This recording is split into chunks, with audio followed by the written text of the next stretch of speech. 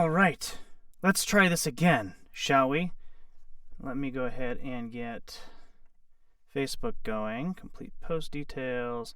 Live video is about 24 days of Christmas. Why is Facebook so slow today?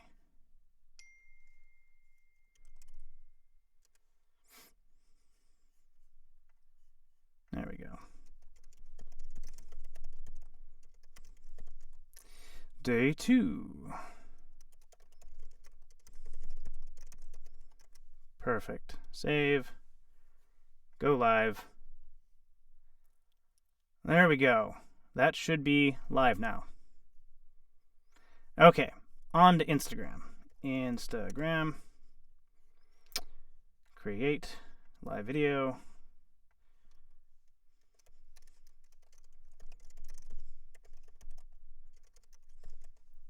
Day 2, audience is public. Next. Copy the stream key. Why they make you do this every time is a mystery to me because it just makes things more difficult. But, of course, they're just jerks. So that's just how it is. All right. We should be live. Should be live on everything. Live video. We going live. Instagram. There we go. All right, cool. Go live. Good. Cool. I think we're live everywhere. Everything looks like it's live. So sorry about that. When I first started this, as I mentioned, we just came from a listen party. So Articulate Studios is one of my voiceover studios. I'm a founding member of Articulate Studios. One of our founding members wrote a Static Shift episode, which is one of our podcast episodes, that is absolutely incredible. We just finished listening to it in a Zoom meeting, and then I had to jump over here, and I'm still kind of like jazzed from that. So give me just a second while I continue to get all set up for this live stream here, and then we'll get this started. And then I've got a bunch of people texting me because they're like, "Where's the live stream? Where's the live stream?" So let me get it going. Okay. Let's see here. Unfortunately, there's not an easy way for me to notify everybody about live stream running late because people just text you and they don't actually check. But where is... I want to go back to Facebook and share it. Let me go to here. There we go. Share with me.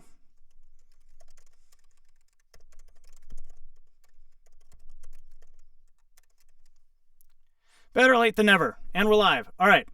Let me go and find a Christmas Carol now. Oh, my goodness. All the fun stuff.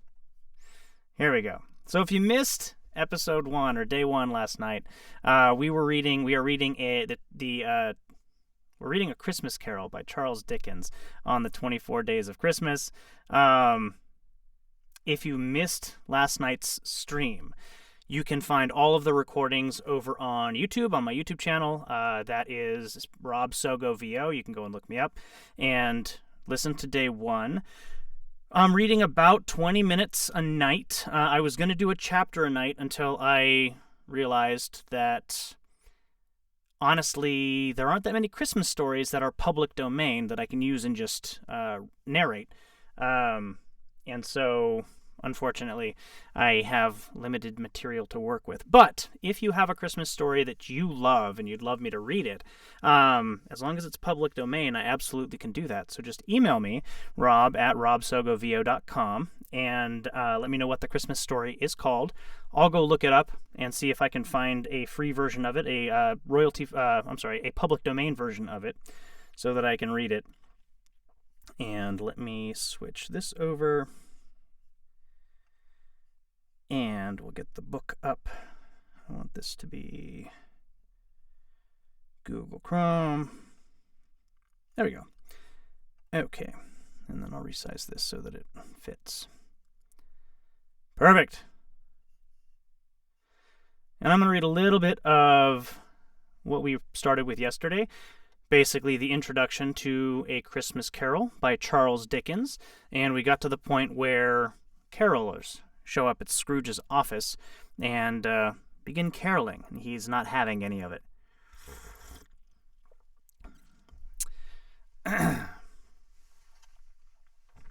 Sorry about that frenetic beginning to day 2, but like I said, sometimes you just got stuff stacked on top of each other. A listen party runs a little bit long, and then you have to set up everything on every different platform, because I'm on Facebook, I'm on Twitch, I'm on Kick, I'm on TikTok, YouTube, Instagram, and you got to set all of them up separately. In any case, happy holidays.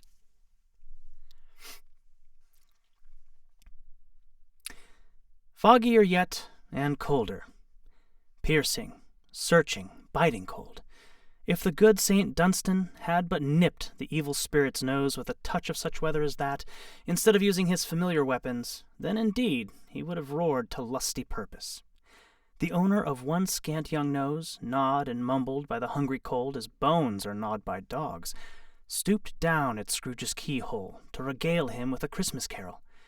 But at the first sound of "God bless you, merry gentlemen, may nothing you dismay," Scrooge seized the ruler with such energy of action that the singer fled in terror, leaving the keyhole to the fog and even more congenial frost. At length the hour of shutting up the counting-house arrived. With an ill will, Scrooge dismounted from his stool and tacitly admitted the fact to the expectant clerk in the tank, who instantly stuffed his candle out and put on his hat. "You'll want all day tomorrow, I suppose," said Scrooge. "If it's quite convenient, sir." "It's not convenient," said Scrooge, "and it's not fair. If I was to stop half a crown for it, you'd think yourself ill-used, I'll be bound." The clerk smiled faintly. "And yet," said Scrooge, "you don't think me ill-used when I pay a day's wages for no work." The clerk observed that it was only once a year. "A poor excuse for picking a man's pocket every 25th of December," said Scrooge, buttoning his greatcoat to the chin. "But I suppose you must have the whole day. Be here all the earlier the next morning." The clerk promised that he would, and Scrooge walked out with a growl. The office was closed in a twinkling, and the clerk, with the long ends of his white comforter dangling below his waist, for he boasted no greatcoat, went down a slide on Cornhill, at the end of a lane of boys, 20 times in honor of its being Christmas Eve, and then ran home to Camden Town as hard as he could pelt, to play at Blind Man's Buff. Scrooge took his melancholy dinner in at his usual melancholy tavern, and having read all the newspapers and beguiled the rest of the evening with his banker's book, went home to bed. He lived in chambers which had once belonged to his deceased partner. They were a gloomy suite of rooms in a lowering pile of buildings up a yard where it had so little business to be that one could scarcely help fancying it must have run there when it was a young house, playing at hide-and-seek with other houses, and forgotten the way out again. It was old enough now, and dreary enough, for nobody lived in it but Scrooge, the other rooms being all let out as offices. The yard was so dark that even Scrooge, who knew its every stone, was fain to grope with his hands. The fog and frost so hung about the black old gateway of the house that it seemed as if the genius of the weather sat in mournful meditation on the threshold. Now, it is a fact that there was nothing at all particular about the knocker on the door, except that it was very large. It also a fact that Scrooge had seen it, night and morning, during his whole residence in that place. Also that Scrooge had as little of what is called fancy about him as any man in the city of London, even including, which is a bold word, the corporation, aldermen, and livery. Let it also be borne in mind that Scrooge had not bestowed one thought on Marley since his last mention of his 7 years dead partner that afternoon. And then let any man explain to me, if he can, how it happened that Scrooge, having his key in the lock of the door, saw in the knocker, without its undergoing any indeterminate process of change, not a knocker, but Marley's face. Marley's face. It was not in impenetrable shadow as the other objects in the yard were, but had a dismal light about it, like a bad lobster in a dark cellar. It was not angry or ferocious, but looked at Scrooge as Marley used to look, with ghostly spectacles turned up on its ghostly forehead. The hair was curiously stirred, as if by breath or hot air, and though the eyes were wide open, they were perfectly motionless. That, and its livid color, made it horrible. But its horror seemed to be in spite of the face, and beyond its control, rather than a part of its own expression. As Scrooge looked fixedly at this phenomenon, it was a knocker again. To say that he was not startled, or that his blood was not conscious of a terrible sensation to which it had been a stranger from infancy, would be untrue. But he put his hand upon the key he had relinquished, turned it sturdily, walked in, and lighted his candle. He did pause, with a moment's irresolution, before he shut the door, and he did look cautiously behind it first, as if he half expected to be terrified with the sight of Marley's pigtail sticking out into the hall. But there was nothing on the back of the door except the screws and nuts that held the knocker on, so he said, "Pooh," and closed it with a bang. The sound resounded through the house like thunder. Every room above and every cask in the wine merchant's cellars below appeared to have a separate peal of echoes of its own. Scrooge was not a man to be frightened by echoes. He fastened the door and walked across the hall and up the stairs, slowly too, trimming his candle as he went. You may talk vaguely about driving a coach and six up a good old flight of stairs, or through a bad young Act of Parliament, but I mean to say you might have got a hearse up that staircase and taken it broadwise, with the splinter bar towards the wall and the door towards the balustrades, and done it easy. There was plenty of width for that, and room to spare, which is perhaps the reason why Scrooge thought he saw a locomotive hearse going on before him in the gloom. Half a dozen gas lamps out of the street wouldn't have lighted the entry too well, so you may suppose that it was pretty dark with Scrooge's dip. Up Scrooge went, not caring a button for that. Darkness is cheap, and Scrooge liked it. But before he shut his heavy door, he walked through his rooms to see that all was right. He had just enough recollection of the face to desire to do that. Sitting room, bedroom, lumber room, all as they should be. Nobody under the table, nobody under the sofa. A small fire in the grate, spoon and basin ready, and the little saucepan of gruel, Scrooge had a cold in his head, upon the hob. Nobody under the bed, nobody in the closet, nobody in his dressing gown, which was hanging up in a suspicious attitude against the wall. Lumber room as usual. Old fire guard, old shoes, 2 fish baskets, washing stand on 3 legs, and a poker. Quite satisfied, he closed his door and locked himself in, double-locked himself in, which was not his custom. Thus secured against surprise, he took off his cravat, put on his dressing gown and slippers and his nightcap, and sat down before the fire to take his gruel. It was a very low fire indeed, nothing on such a bitter night. He was obliged to sit close to it and brood over it before he could extract the least sensation of warmth from such a handful of fuel. The fireplace was an old one, built by some Dutch merchant long ago, and paved all round with quaint Dutch tiles designed to illustrate the Scriptures. There were Cains and Abels, Pharaoh's daughters, queens of Sheba, angelic messengers descending through the air on clouds like featherbeds, Abrahams, Belshazzars, apostles putting off to sea in butterboats, hundreds of figures to attract his thoughts. And yet that face of Marley, 7 years dead, came like the ancient prophet's rod and swallowed up the whole. If each smooth tile had been a blank at first, with power to shape some picture on its surface from the disjointed fragments of his thoughts, there would have been a copy of old Marley's head hung on every one. "Humbug," said Scrooge, and walked across the room.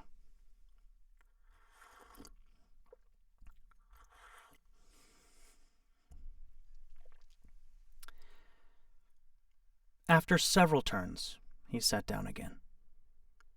As he threw his head back in the chair, his glance happened to rest upon a bell, a disused bell, that hung in the room and communicated for some purpose now forgotten with a chamber in the highest story of the building.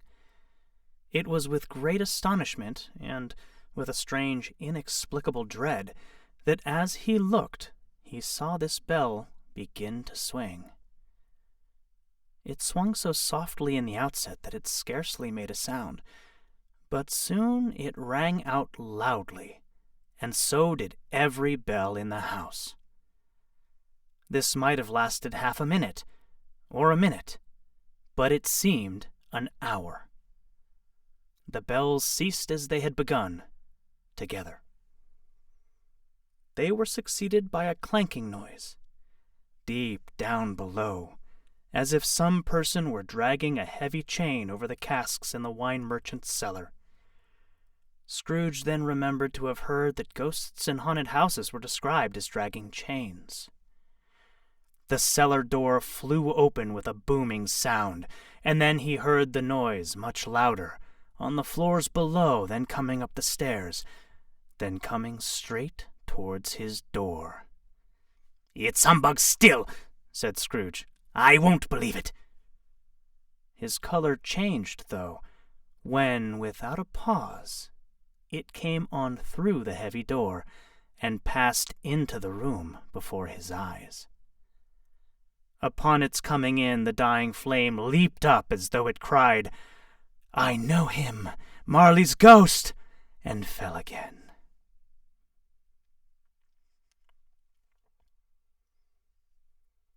The same face. The very same.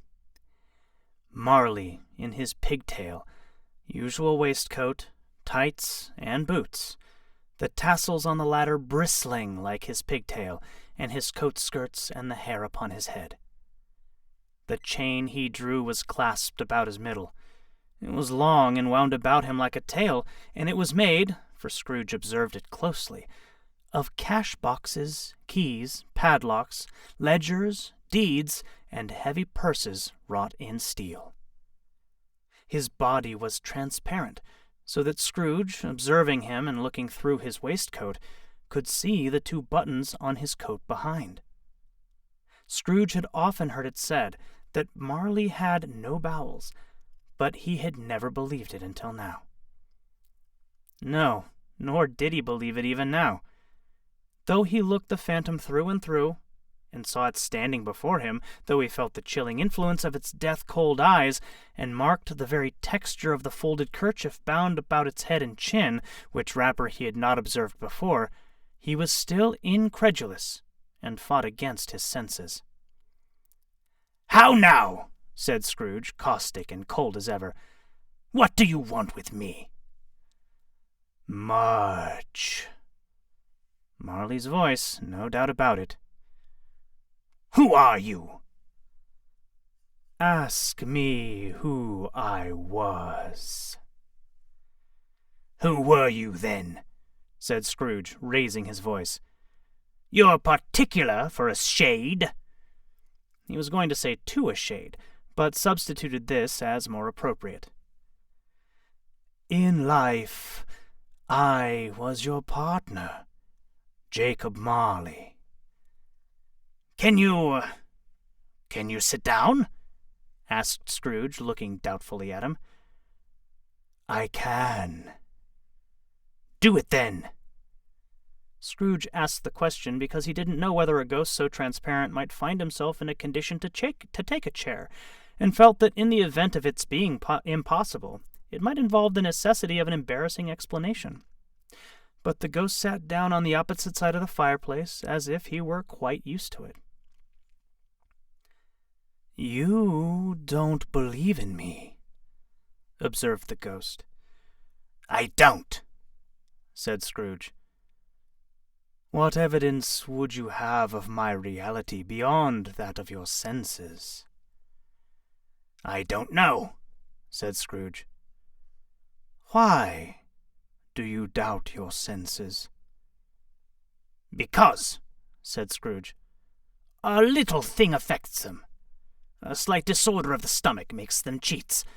You may be an undigested bit of beef, a blot of mustard, a crumb of cheese, a fragment of an underdone potato. There's more of gravy than of grave about you, whatever you are." Scrooge was not much in the habit of cracking jokes, nor did he feel in his heart by any means waggish then. The truth is that he tried to be smart as a means of distracting his own attention and keeping down his terror, for the spectre's voice disturbed the very marrow in his bones. To sit staring at those fixed, glazed eyes in silence for a moment would play, Scrooge felt, the very deuce with him. There was something very awful, too, in the spectre's being provided with an infernal atmosphere of its own. Scrooge could not feel it himself, but this was clearly the case, for though the ghost sat perfectly motionless, its hair and skirts and tassels were still agitated as by the hot vapor from an oven. "You see this toothpick?" said Scrooge, returning quickly to the charge, for the reason just assigned, and wishing, though it were only for a second, to divert the vision's stony gaze from himself. "I do," replied the ghost. "You're not looking at it," said Scrooge. "But I see it," said the ghost, notwithstanding. "Well," returned Scrooge, "I have but to swallow this, and be for the rest of my days persecuted by a legion of goblins, all of my own creation. Humbug, I tell you, humbug!" At this, the spirit raised a frightful cry, and shook its chain with such a dismal and appalling noise that Scrooge held on tight to his chair to save himself from falling in a swoon.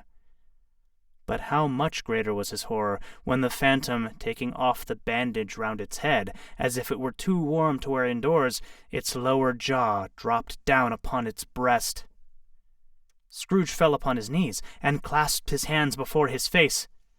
"Mercy!" he said. "Dreadful apparition! Why do you trouble me?" "Man of the worldly mind," replied the ghost, "do you believe in me or not?" "I do," said Scrooge. "I must. But why do spirits walk the earth, and why do they come to me?"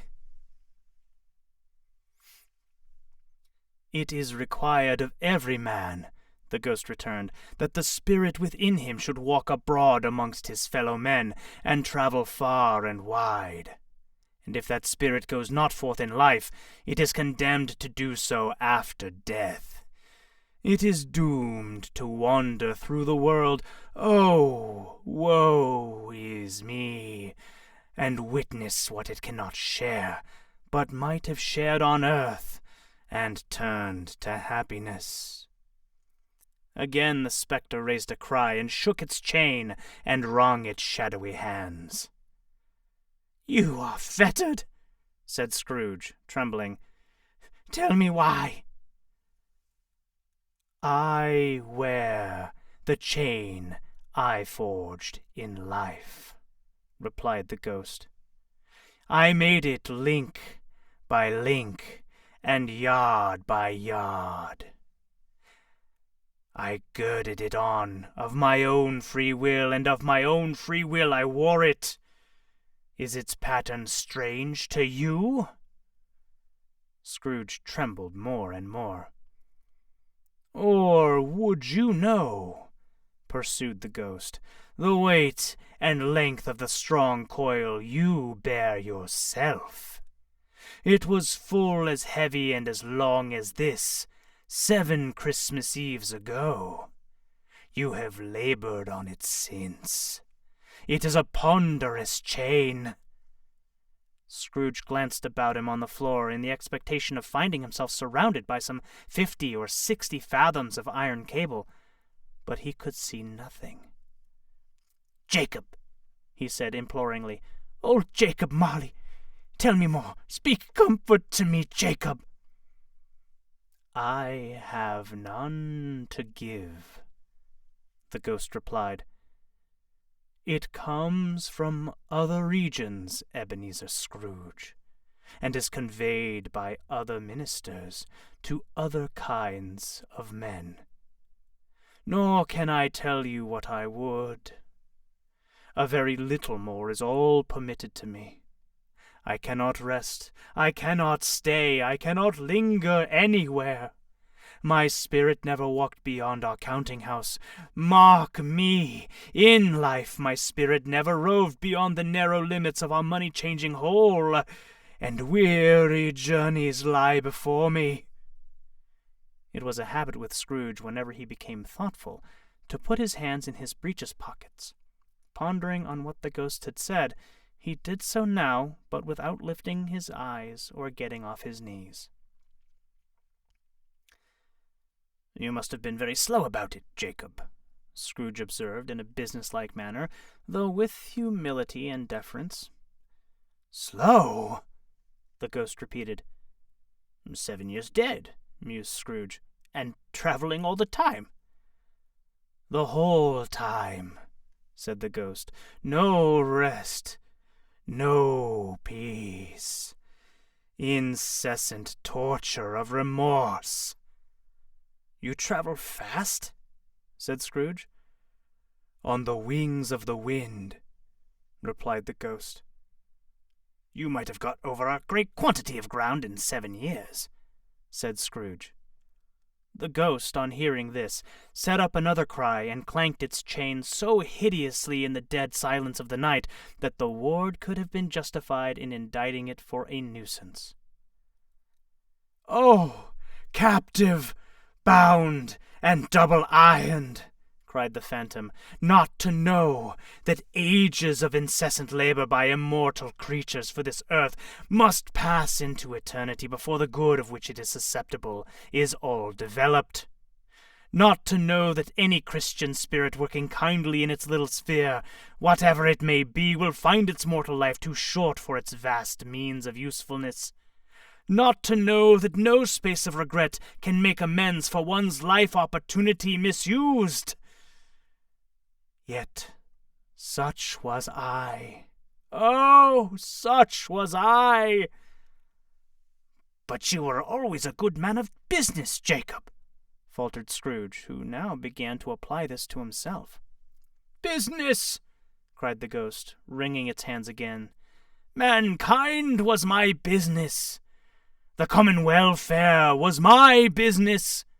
Charity, mercy, forbearance, and benevolence were all my business.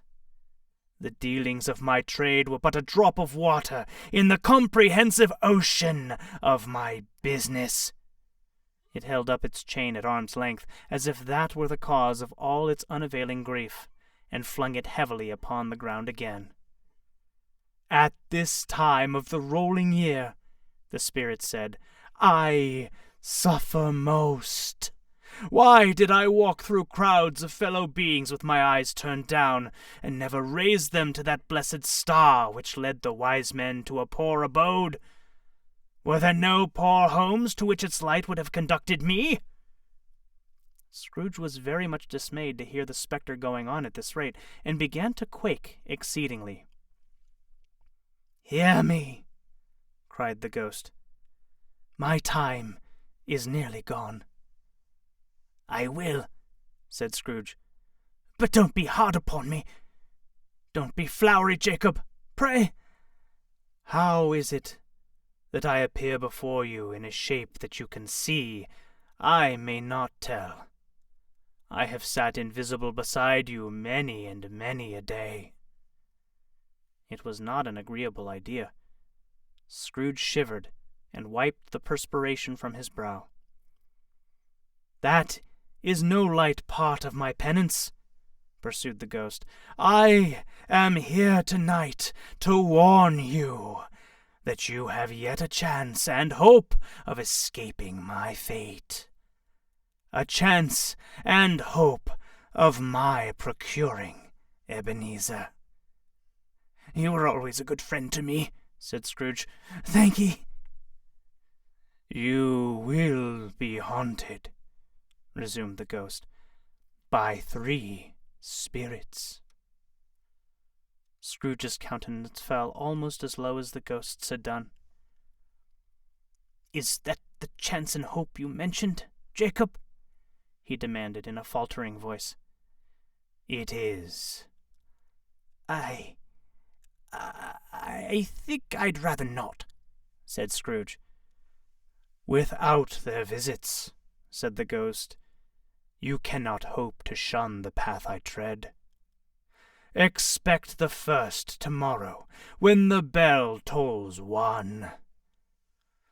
"Couldn't I take 'em all at once and have it over, Jacob?" hinted Scrooge. "Expect the second on the next night at the same hour.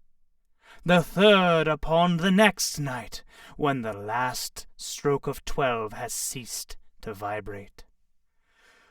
Look to see me no more, and look that for your own sake you remember what has passed between us."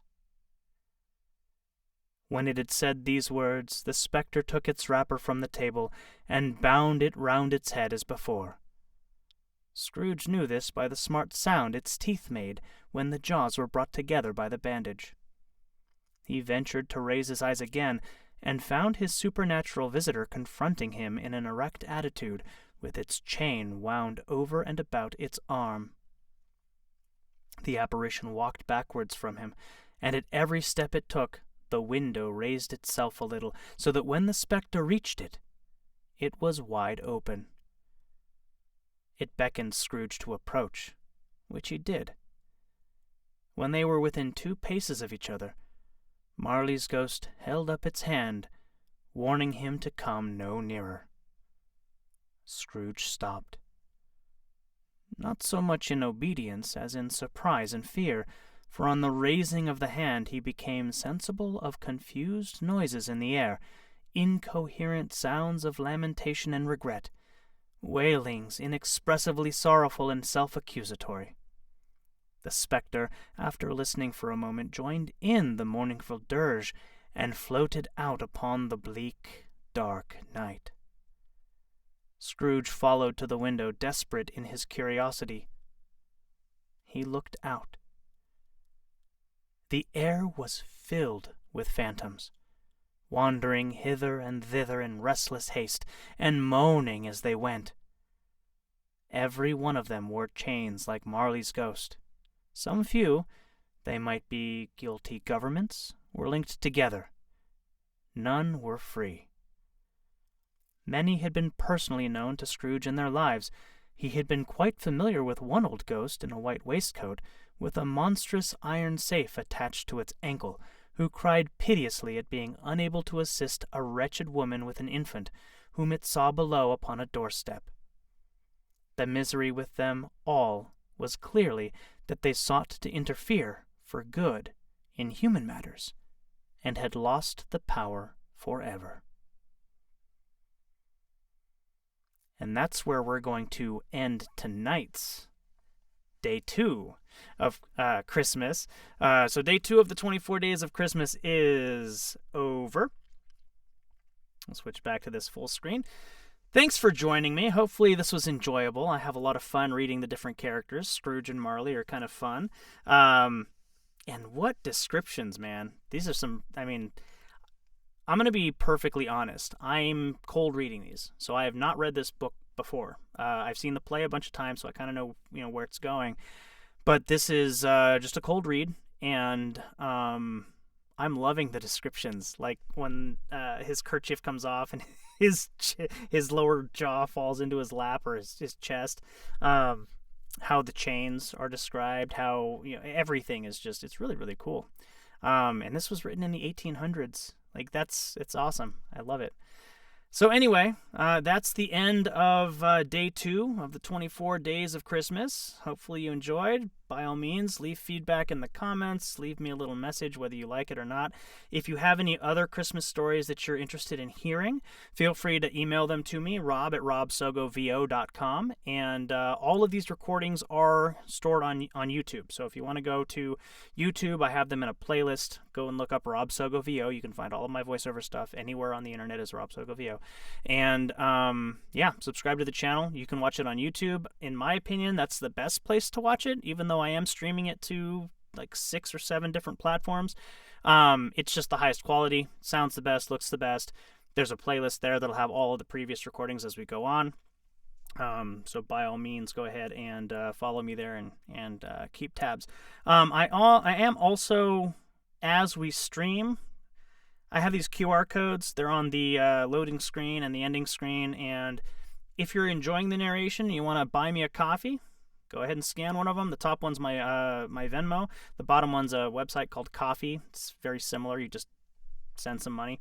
And it's just a cool way to show me that you're enjoying it and you want to support the live stream. And the more support I get, obviously, the more of these things I can do, because there is time and production costs that go into live streaming. What else do we got to say? I guess join me tomorrow for day 3 of the 24 Days of Christmas, another actual live stream. I believe this Saturday will be a recorded version. We have a company Christmas party, so from 5 o'clock until 10 o'clock I'll be out, but I will have a recording that will go live on most of the platforms. Some of them I haven't figured out how to quite do that yet. So again, YouTube's the best place because you'll see it pop up in your feed and it'll say it's going to premiere at a particular time, and then you just have to be there at that time and you can go and watch it. And that's all I got tonight. So hopefully you enjoyed. Follow me over there. Throw me some money. Buy me a coffee. You don't have to. Not required, but always appreciated. And I will see you tomorrow for the next little bit of A Christmas Carol. Have a great night, everybody.